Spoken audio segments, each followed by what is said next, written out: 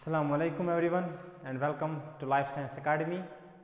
So this will be our 10th lecture of genetics for CSIR and other related exams, and in today's lecture we will discuss the complementation test, that is important test both in terms of genetics as well as in terms of your exam.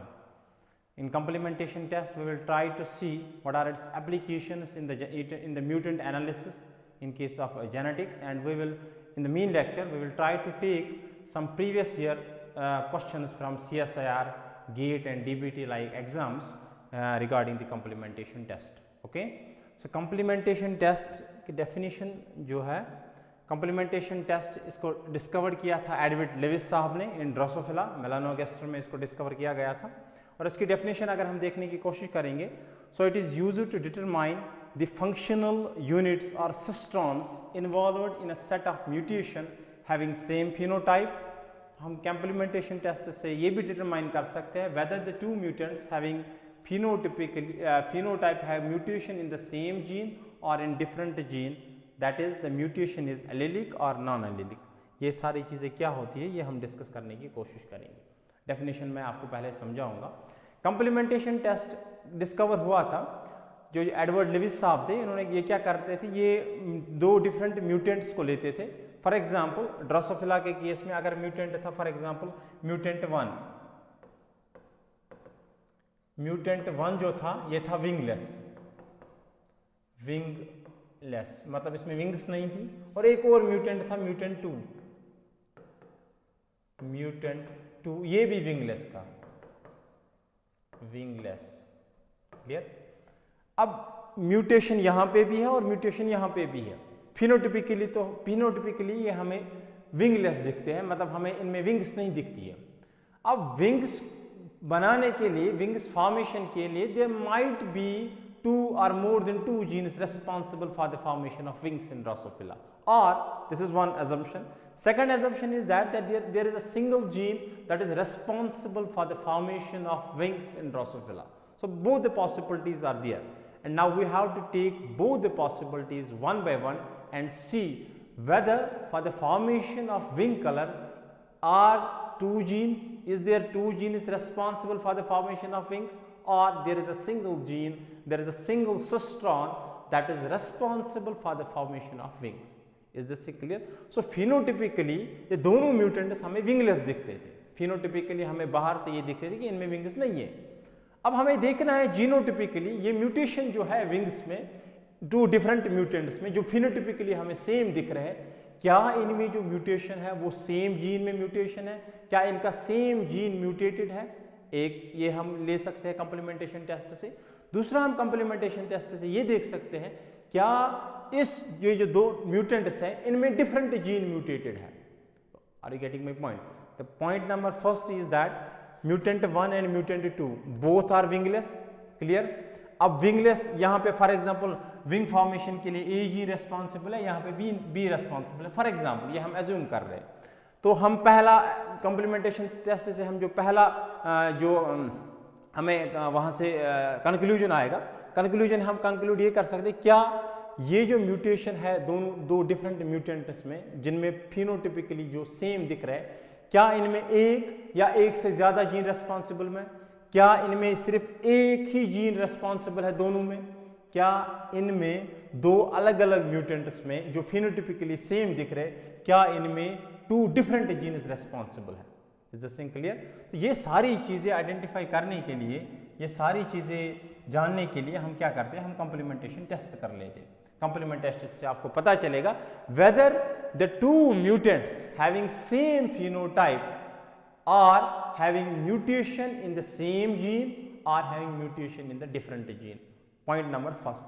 Point number second that you can conclude from the complementation test is that whether the two mutants that are phenotypically same do have same gene responsible for the mutation, or we can say do they have allelic mutation.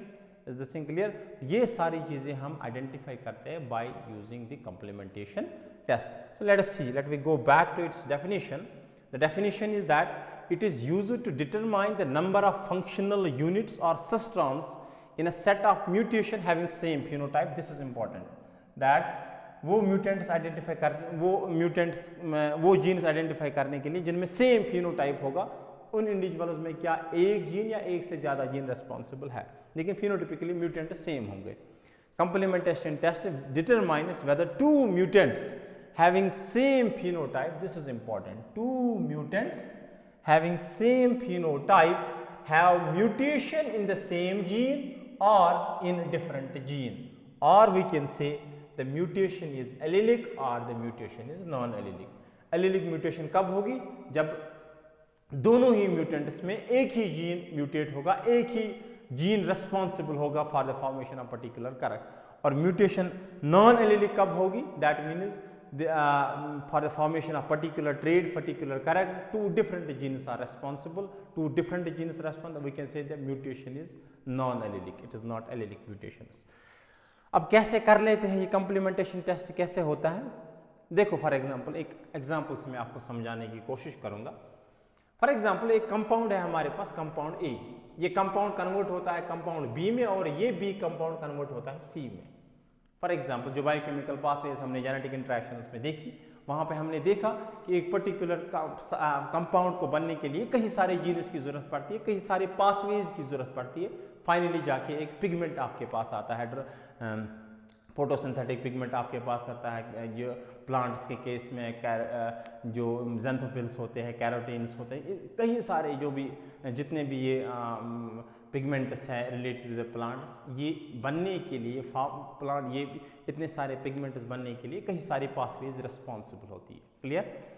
अब for ये जो बनता है, ए compound convert होता है B में by the action of P gene. If P is functional, if P is positive then it will be converted to, and if Q is positive it will convert B subsequently to the C, and finally you will have red colored pigment or you will have red colored Drosophila.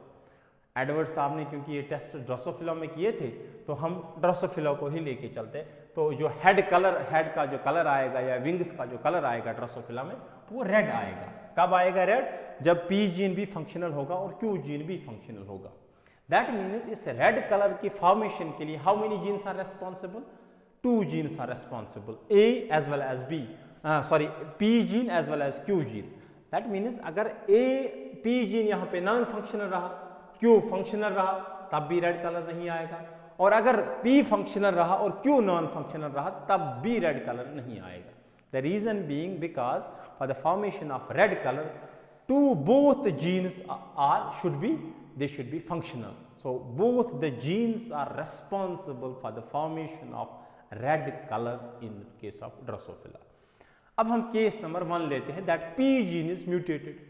P gene जब mutate होगा that means A conversion of A जो B है ये यहाँ पे block होगा, ये step conversion of A and to B will be blocked. अब B से C तो नॉर्मल है, लेकिन जब B ही नहीं बनेगा तो C कहाँ से बनेगा? सो फाइनली आपके पास जो आएगा that will be no red colour. हम कह सकते हैं इट इज कलरलेस। अब दूसरा केस ले लेते हैं, for example Q gene is mutate. यहाँ पे म्यूटेशन किया आपने, जब आप ये म्यूटेट करोगे A से तो B कन्वर्जन होगा, लेकिन B कोई कलर नहीं देता है। अब B से जो C का कन्वर्जन होगा वो यहाँ पे ब्लॉक होगा, क्योंकि यहाँ पे जो Q जीन है वो नॉन फंक्शनल है, उस वजह से there will be no colour और यू विल हैव कलरलेस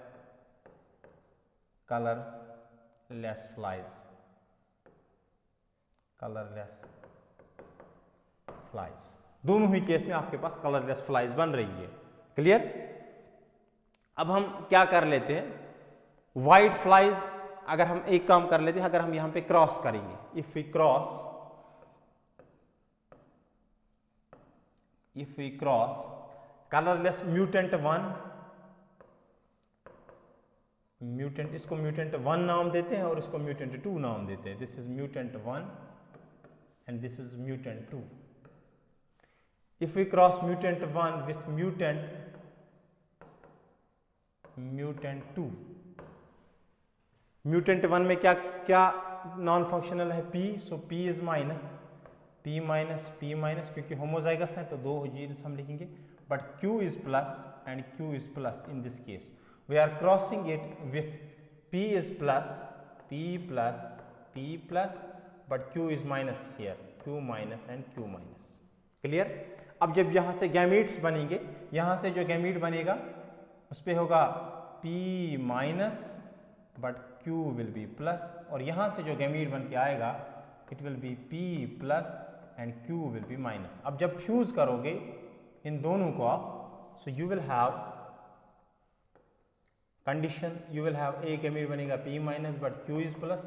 ये जो F1 आपके पास बन के आएगा, F1 फ्लाइज जो आपके पास बन के आएंगी, it will have P plus and Q minus. So both cases में आप देख रहे हो दोनों ही, यहाँ से क्या हो रहा है, यहाँ से P भी प्लस आ रहा है और यहाँ से Q भी प्लस आ रहा है इस F1 में।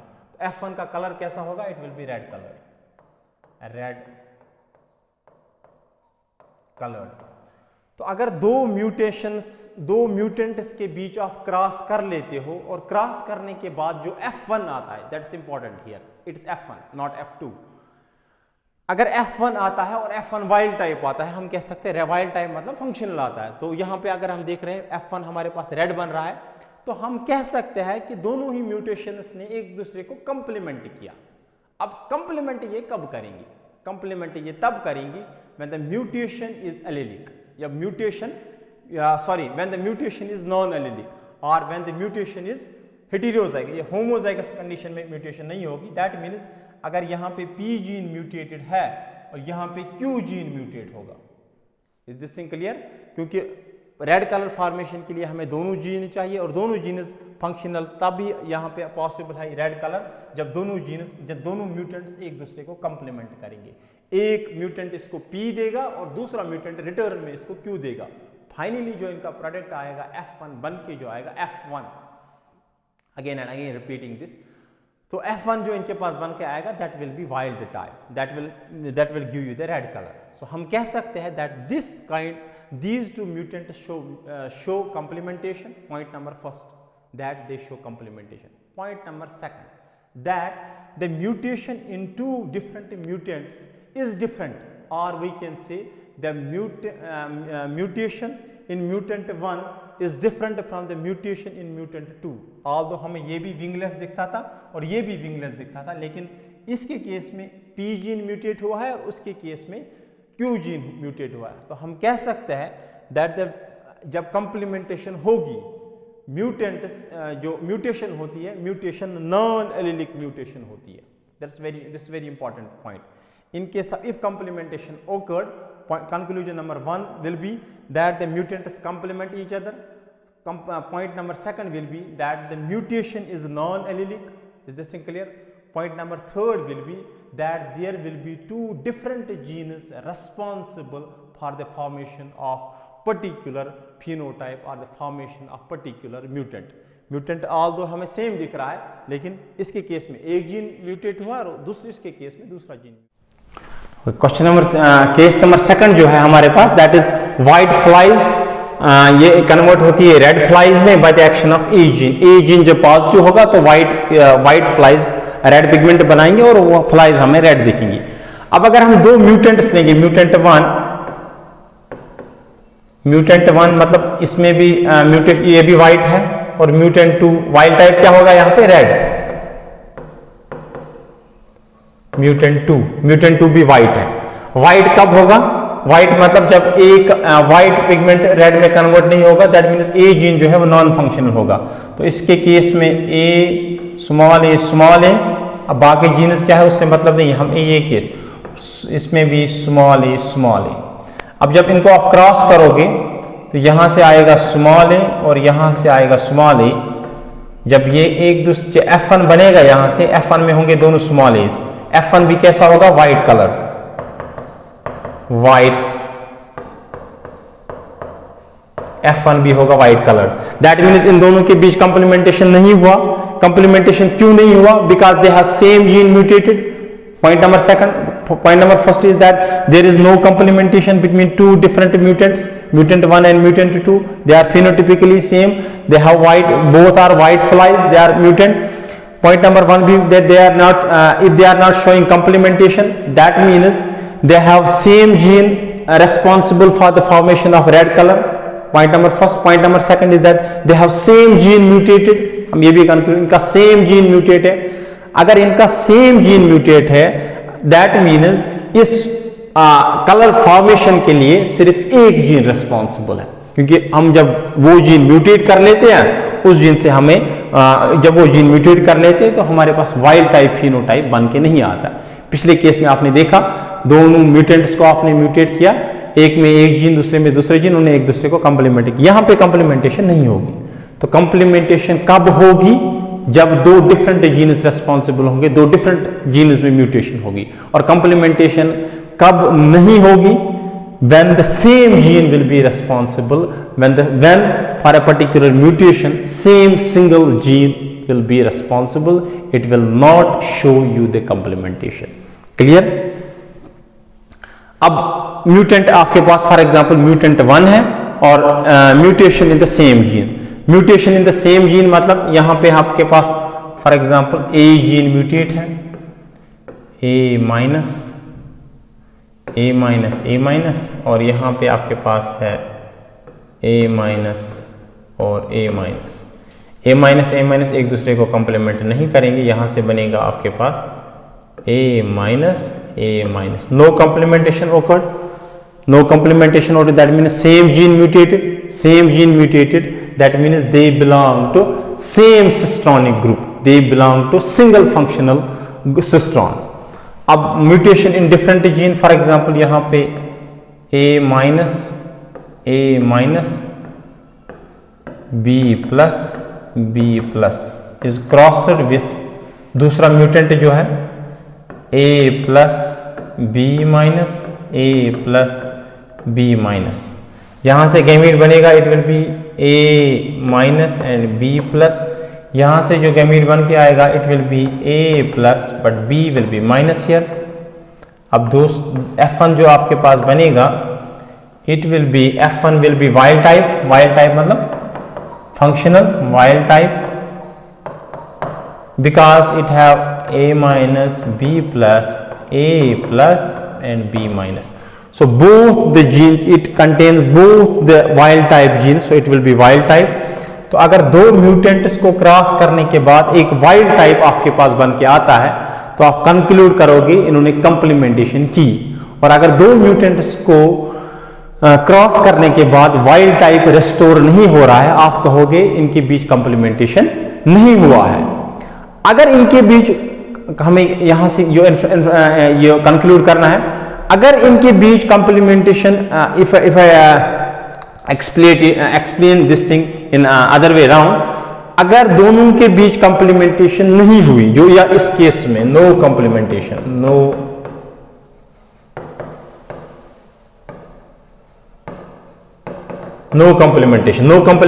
मतलब हम क्या कंक्लूड करेंगे?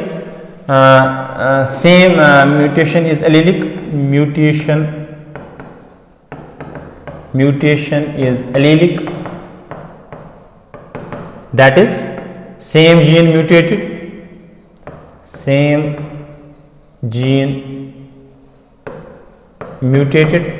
that means they belong to same cystron, इनको एक सिस्टोन में रखेंगे, belong to same सिस्टोन या सिस्टोनिक ग्रुप भी बोलते हैं इसको, सिस्टोनिक ग्रुप। अब इसके केस में हम क्या कंक्लूड करेंगे? वाइल्ड टाइप रेस्टोर हुआ, complementation occurred,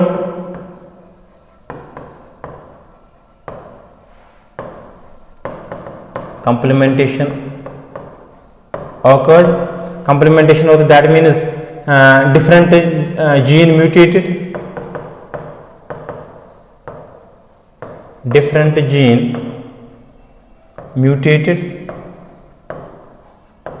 mutated, that means belong to two different groups, belong to two different cystonic groups,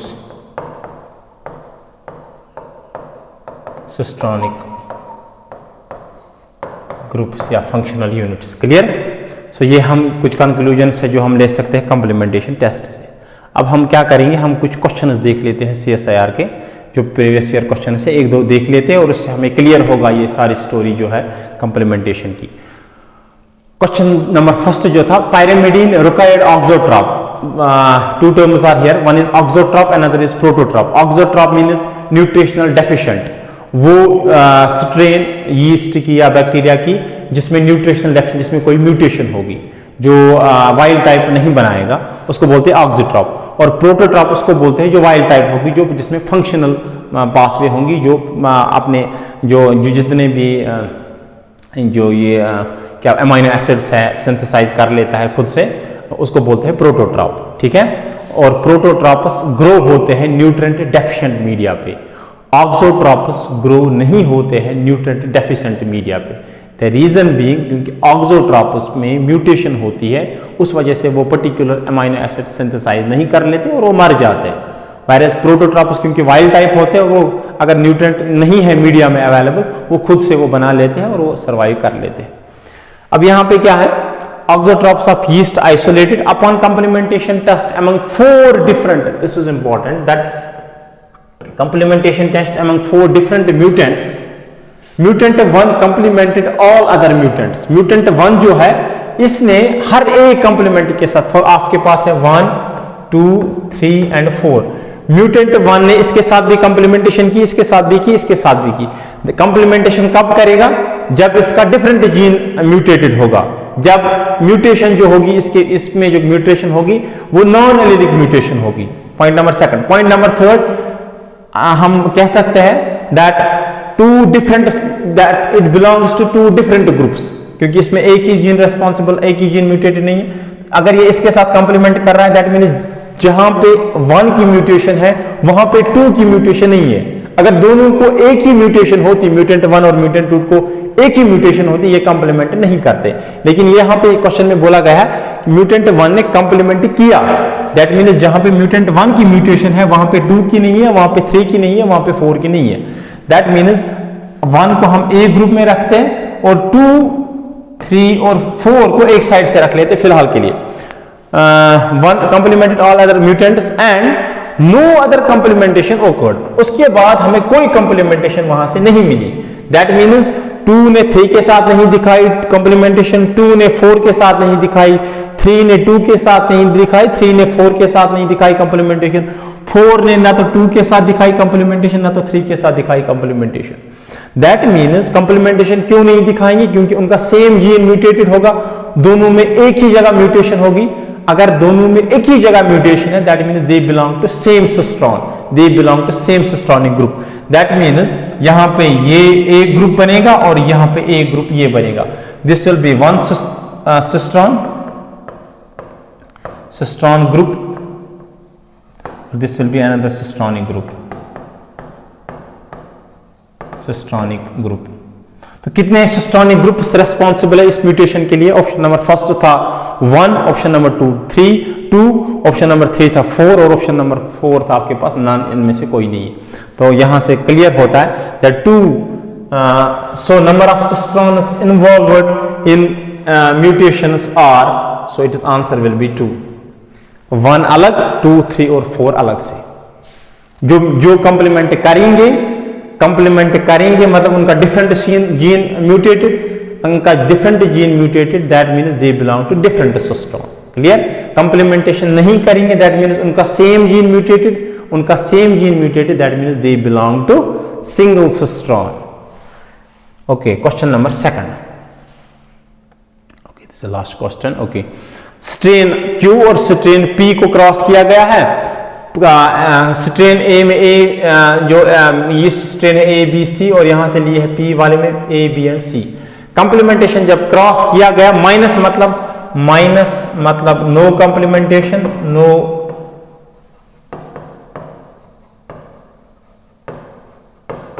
no complementation occurred,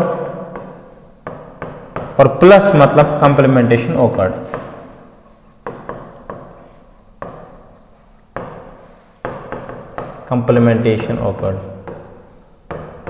ठीक है, ए को ए से क्रॉस किया गया, नो कंप्लीमेंटेशन, और वो ऑब्वियसली नहीं होगी क्योंकि ए में भी वही म्यूटेशन है और दोनों में सेम म्यूटेशन है, तो वहां पर कंप्लीमेंटेशन नहीं होगी।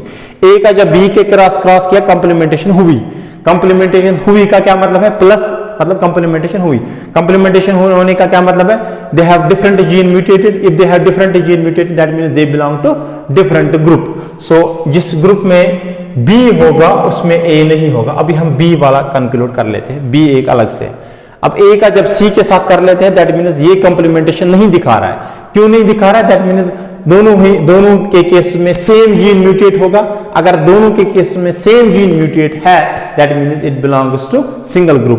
दैट मींस ए ग्रुप तो बनेगा बी, दूसरा ग्रुप बनेगा ए एंड सी। आप ये दूसरे से यहां से भी कंक्लूड कर सकते हैं। अब देखो कैसे, बी ए के साथ कंप्लीमेंटेशन कर रहा है दैट मींस बी का अलग से म्यूटेशन है और ए का अलग से म्यूटेशन है, दोनों डिफरेंट, और यहां में हमने दिखाया दोनों डिफरेंट ग्रुप से बिलोंग करते हैं। बी का जब बी के साथ करते हैं वहां पे तो कंप्लीमेंटेशन नहीं होगी। बी का जब सी के साथ करते हैं वहां से फिर भी कंप्लीमेंटेशन होती है। क्यों होगी? क्योंकि सी में जहां पे म्यूटेशन है वहां पे बी में म्यूटेशन नहीं है, इसीलिए ये एक दूसरे को कंप्लीमेंट कर रहे हैं। तो that means they belong to different groups. तो यहां से भी ये क्लियरिफाई हो रहा है that B is present in one cistronic group and A C is present in different cistronic group. इसी तरह स्ट्रेन थर्ड भी अगर आप केस लोगे, यहां पे भी आप देखोगे सी जो है वो सिर्फ कंप्लीमेंट कर रहा है बी के साथ, ए के साथ वो कंप्लीमेंट नहीं कर रहा है। क्यों नहीं कर रहा है? क्योंकि ये एक ही ग्रुप में आते हैं, जिसमें यहाँ पे जहां पे सी में म्यूटेशन होगी वहीं पे ए में भी म्यूटेशन होगी, तो इसीलिए इनको एक ही ग्रुप में दिखा। तो कितने ग्रुप्स यहाँ पे बने हमारे पास? 2 ग्रुप्स। कौन कौन सा? एग्जामिनर कभी ये पूछता है कि कितने ग्रुप्स बनेंगे, कितने सिस्टोन्स रेस्पॉन्सिबल है, और कभी कभी ये भी पूछता है कि एक पर्टिकुलर ग्रुप में ये जीन्स होंगे, क्या ये ट्रू है या फॉल्स है, वो आप सारी चीजें यहां से देख लेना। और कंप्लीमेंटेशन से तो हर साल एक ना एक क्वेश्चन रहता ही है इसको लेके, CSIR एग्जाम को लेके। तो it means it has cistron 1 and this is cistron 2। तो यहाँ पे 2 सिस्टोन्स रेस्पॉन्सिबल है for the formation of particular mutation. ठीक है, तो इंशाल्लाह इन द नेक्स्ट लेक्चर देखते हैं, अगर कुछ क्वेश्चंस और हमें मिलते हैं कंप्लीमेंटेशन से लेके तो वो हम सॉल्व करने की कोशिश करेंगे। तो अगर आपके पास भी कुछ क्वेश्चंस है तो आप हमें वो फॉरवर्ड कर लीजिए, हम देख लेते हैं। जो भी आपसे नहीं बनेगा पहले खुद से ट्राई करने की कोशिश कर लीजिए। जितनी इंफॉर्मेशन इस लेक्चर में आपको प्रोवाइड करवाई गई है उससे सॉल्व करने की कोशिश कर लीजिए क्वेश्चन। अगर नहीं बन रहा है तो आप हमें फॉरवर्ड कर सकते हैं। ठीक है, तो फाइनली कहना यही है कि हमारी चैनल जो है इसको ज़्यादा से ज़्यादा सब्सक्राइब कीजिए, क्योंकि हमारे पास व्यूज़ बहुत आते हैं लेकिन सब्सक्रिप्शन अभी भी बहुत ज़्यादा कम है। तो सब्सक्राइब ज़्यादा से ज़्यादा कीजिए, शेयर कीजिए अगर आपको लग रहा है कि ये इन्फॉर्मेशन जो है और भी लोगों तक पहुंचनी चाहिए, क्योंकि CSIR रिलेटेड अगर आप देखोगे यूट्यूब पे उतना ज़्यादा स्टफ अवेलेबल अभी नहीं है, अगर है भी वो पेड है। अगर IFS जो जितने भी बड़े बड़े इंस्टीट्यूट्स जो पढ़ा रहे हैं अभी, अगर उनका आप मटेरियल उठा के दो वहाँ पे पेड है, आपको पहले पे करना पड़ेगा तब आप ये लेक्चर्स देख सकते हो। और आप हमारे लेक्चर उठा के फिर उन लेक्चर से कंपेयर करो और देखो क्या हम जो यहाँ पे पढ़ा रहे हैं ये किसी के लायक है भी या नहीं। ठीक है, तो अगर आपको लग रहा है ये सारी चीज़ें आपके लिए फ़ायदेमंद है तो please and please subscribe our channel, share, like and comment, वो बहुत ही ज़रूरी है। और बाकी आप एंजॉय करो। इंशाल्लाह हम कोशिश करेंगे जितना भी CSIR रिलेटेड मटेरियल है वो यहाँ पे अपलोड करने की। So in this lecture I think it's enough. Thank you, see you in the next lecture. Thank you, अल्लाह हाफ़िज़।